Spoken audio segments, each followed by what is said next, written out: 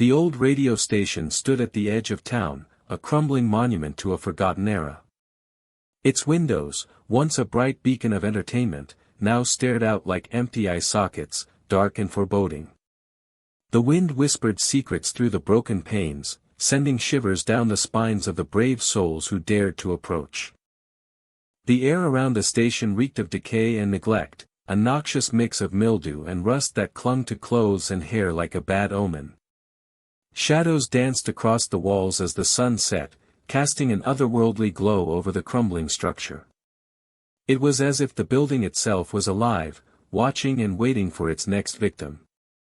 As night fell, the stars twinkled above, casting an eerie light on the deserted streets. The only sound was the distant hum of a solitary car driving by, its headlights casting an eerie glow on the abandoned station. The wind picked up, causing the broken windows to creak and groan, sending chills down the spines of the brave. Rumors swirled about the station's dark past, whispers of a former DJ who had gone mad, broadcasting twisted tales of horror and madness to an unsuspecting audience. Some said he had been possessed by a malevolent spirit, using the station as a conduit to spread terror and despair.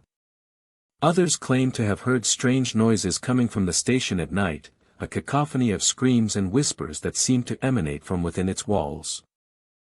I decided to investigate the rumors, grabbing my gear and setting out for the abandoned station on a cold, dark night. As I approached, the wind died down, and an unsettling silence fell over the area. I could feel eyes upon me, watching and waiting, but I saw nothing. The station loomed before me, its doors creaking ominously in the wind. I stepped inside, my heart racing with anticipation. The air inside was colder than outside, heavy with the scent of decay and rot. I fumbled for my flashlight, casting a weak beam of light into the darkness. The station was a labyrinth of twisted corridors and cramped rooms, each one filled with the echoes of a forgotten past. As I explored the station, I stumbled upon a dusty old control room, its equipment still intact, but covered in a thick layer of grime. I began to clean the equipment, my fingers trembling with anticipation. Suddenly, the lights flickered to life, casting an eerie glow over the room. I spun around, but I was alone. The equipment began to hum, a low, menacing buzz that seemed to vibrate through every cell in my body. I knew I had to get out, but my feet seemed rooted to the spot. The music began to play, a discordant mix of sound and fury that seemed to tear at my very soul. I tried to turn it off, but the dials seemed to have a life of their own, spinning wildly out of control.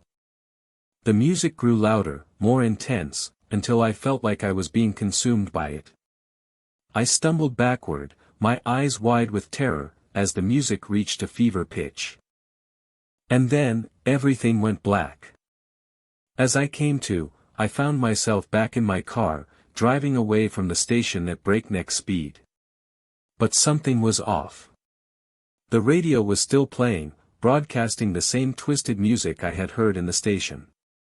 I looked down, and my hands were covered in grime, as if I had been digging in the dirt.